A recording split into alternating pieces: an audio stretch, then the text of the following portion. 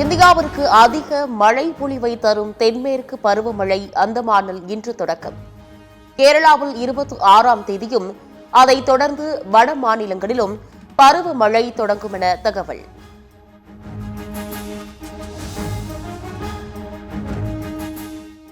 சென்னை, செங்கல்பட்டு, திருவள்ளூர், நெல்லை, கடலூர் உள்ளிட்ட மாவட்டங்களில் மிதமான மழை. கோவையில் கனமழையால் ராட்சச மரம் முறிந்து விழுந்து வீடு, வாகனம், மின்கம்பங்கள் சேதம்.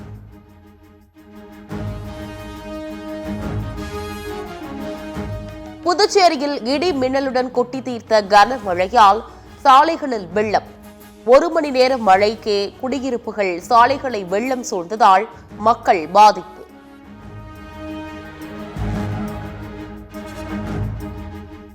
விழுப்புரம், கடலூர், மயிலாடுதுறை, தேனி மாவட்டங்களில் இன்று கனமழைக்கு வாய்ப்பு.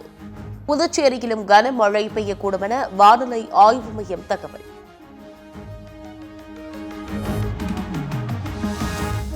மக்களின் வெளிநாட்டு பயணங்களுக்கு மத்திய அரசு புதிய வரி விதிக்க உள்ளதாக பரவிய தகவலுக்கு மறுப்பு. வெளிநாட்டு பயணங்களுக்கு எந்த சிறப்பு வரியும் விதிக்கும் திட்டம் இல்லை என பிரதமர் மோடி விளக்கம்.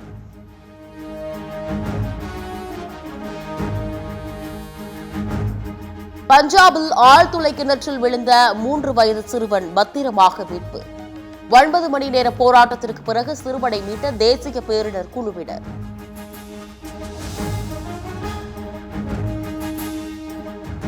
வேலையில்லா இளைஞர்கள் கரப்பான் பூச்சி ஒட்டுண்ணிகளாக மாறி அடிப்படை கட்டமைப்பை தாக்குகின்றனர். இளைஞர்கள் சமூக ஆர்வலர்கள் குறித்து உச்சநீதிமன்ற தலைமை நீதிபதி சூரியகாந்த் சர்ச்சை கருத்து.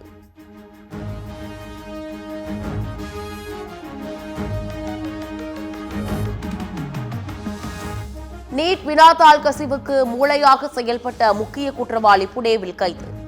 சிறப்பு பயிற்சி வகுப்பு மூலம் வினாக்கள் மற்றும் விடைகளை வெளியிட்ட பேராசிரியர் குல்கர்னி.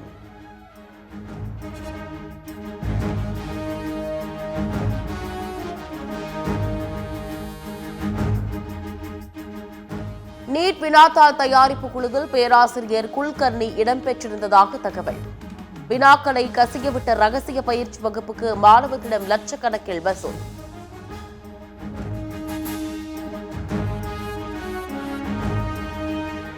நீட் தேர்வுக்கு எதிராக திராவிடர் கழகம் சார்பில் தமிழகம் முழுவதும் இன்று போராட்டம். திராவிடர் கழகத்தின் நீட் போராட்டத்தில் திமுகவினர் திரளாக கலந்து கொள்ள திமுக அழைப்பு.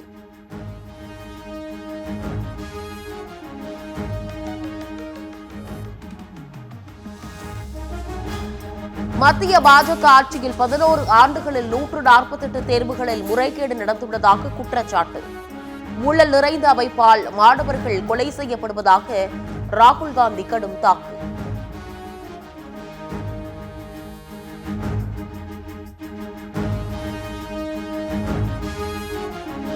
அமீரக பயணத்தை முடித்துக் கொண்டு நெதர்லாந்து சென்ற பிரதமர் மோடிக்கு சிறப்பான வரவேற்பு. இருதரப்பு உறவு, வர்த்தகம் உள்ளிட்ட விவகாரங்கள் குறித்து இரு நாட்டு பிரதமர்களும் இன்று பேச்சுவார்த்தை.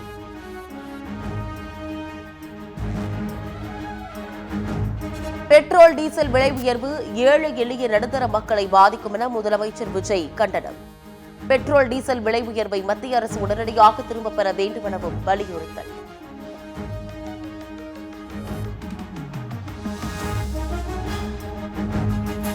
எல்பிஜி சிலிண்டரை தொடர்ந்து பெட்ரோல், டீசல், சிஎன்ஜி விலை உயர்வால் சாமானிய மக்களின் வாழ்வாதாரம் கேள்விக்குறி. மத்திய பாஜக அரசு மக்களின் தலையில் அடுத்தடுத்து பாரத்தை போடுவதாக திமுக தலைவர் மு க ஸ்டாலின் கடும் கண்டனம்.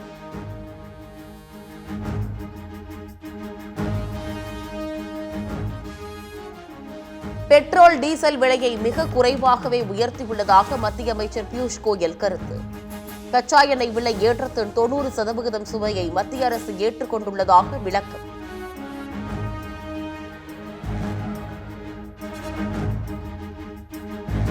மக்கள் மீது சுமத்தப்பட்டுள்ள எரிபொருள் விலை உயர்வை உடனே திரும்பப் பெற உதயநிதி வலியுறுத்தல். மத்திய அரசின் தோல்வியை மறைக்க அதை செய்யாதீர்கள், இதை செய்யாதீர்கள் என கூறுவதாக விமர்சனம்.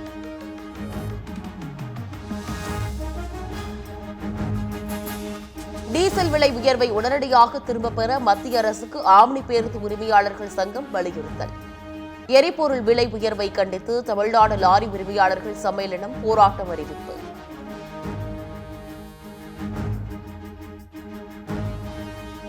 வேட்பாளர்கள் யார் என்றே தெரியாமல் மக்கள் தாவேகாவிற்கு வாக்களித்துள்ளது ஜனநாயகத்திற்கு நல்லதல்ல. தாவேக தலைவர் விஜயை அனைவரும் குறைத்து மதிப்பிட்டு விட்டதாக காங்கிரஸ் எம்பி கார்த்தி சிதம்பரம் கருத்து.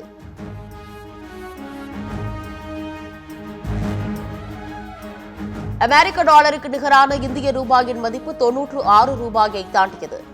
டாலருக்கு நிகரான இந்திய ரூபாயின் மதிப்பு தொடர் வீழ்ச்சியால் புதிய உச்சம்.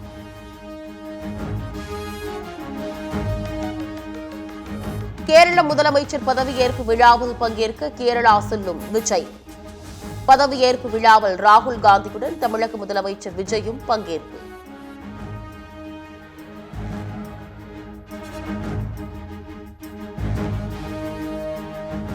திரிணாமுல் காங்கிரஸ் பொதுச் செயலாளர் அபிஷேக் பானர்ஜி மீது போலீசார் வழக்கு பதிவு. தேர்தல் பிரச்சாரத்தின் போது மக்களை தூண்டிவிடும் வகையில் பேசிய குற்றச்சாட்டில் நடவடிக்கை.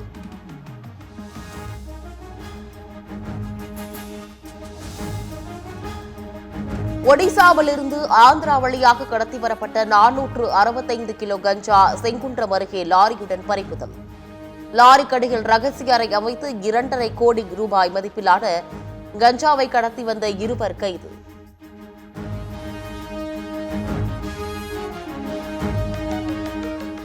பட்டாசு தொழிலாளர்கள் பாதுகாப்பு மற்றும் விபத்துகளை தடுப்பது குறித்து ஆராய குழு அமைக்கப்படும்.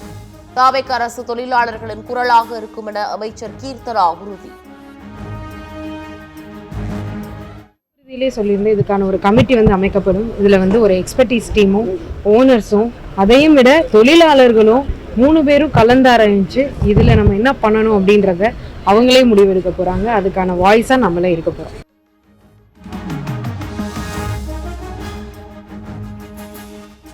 உன்னாவ் பாலியல் குற்றவாளியின் தண்டனை நிறுத்தி வைக்கப்பட்டு ஜாமீன் வழங்கியதற்கு எதிரான வழக்கு. பாஜக முன்னாள் எம்எல்ஏவின் ஆயுள் தண்டனையை நிறுத்தி வைத்த டெல்லி உயர்நீதிமன்ற தீர்ப்பை ரத்து செய்த உச்சநீதிமன்றம்.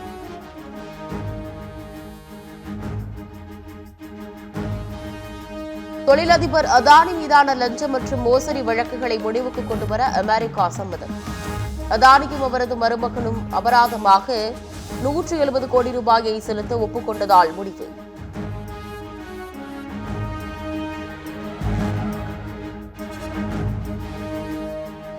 திருத்தணியில் நடைபெற்ற விவசாயிகள் நலன் காக்கும் கூட்டத்தில் விவசாயிகள் அடுக்கடுக்காக புகார்.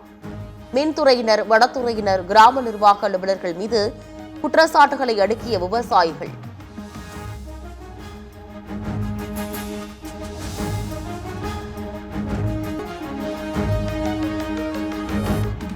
ராதாபுரம் தொகுதியில் கல்குவாரி பிரச்சினைக்கு விரைவில் தீர்வு காணப்படும் என தாவேக எம்எல்ஏ சதீஷ் உறுதி.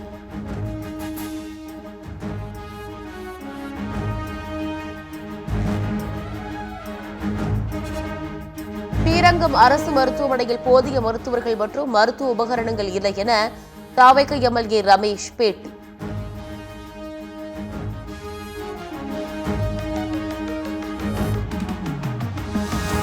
சென்னை பெருநகரில் மதுபார்களில் சட்டவிரோதமாக மதுபானம் விற்பனை செய்த 16 பேர் கைது. 487 மதுபாட்டில்கள் பறிமுதல் செய்யப்பட்டுள்ளதாக சென்னை காவல் ஆணையர் அபின் தினேஷ் தகவல்.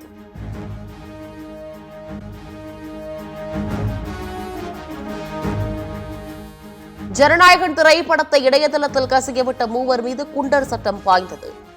வழக்கில் கைதான 9 பேரில் பிரசாந்த், செல்வம், பாலா மீது குண்டர் தடுப்பு சட்டத்தில் நடவடிக்கை.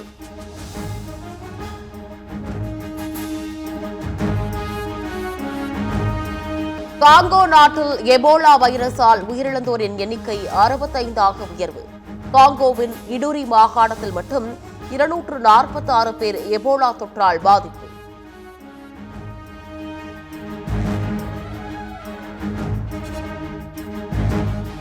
ஹோர்முஸ் நீரிணை எதிரி நாடுகளை தவிர மற்ற அனைவருக்கும் திறக்கப்பட்டுள்ளது. ஈரானிய வெளியுறவுத்துறை அமைச்சர் சையது அப்பாஸ் அராக்சி அறிவிப்பு.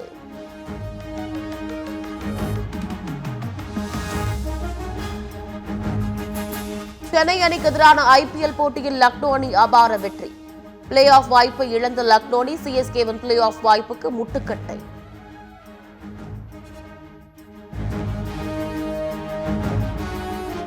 ஐபிஎல் தொடரின் இன்றைய போட்டியில் குஜராத், கொல்கத்தா அணிகள் பல பரீட்சை. பிளே ஆஃப் வாய்ப்பை தக்க வைக்க கொல்கத்தா அணி வெற்றி பெற வேண்டிய கட்டாயம்.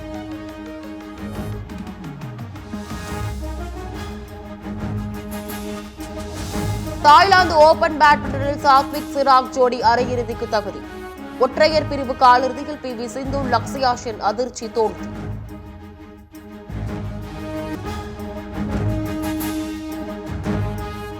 இத்தாலி ஓபன் டென்னிஸ் ஆடவர் ஒற்றையரில் காஸ்பர் ரூட் இறுதிப் போட்டிக்கு தகுதி. மழையால் பாதியில் நின்ற சின்னர் மெத்வதேவ் இடையேயான அரையிறுதி இன்று நடைபெறும் என அறிவிப்பு.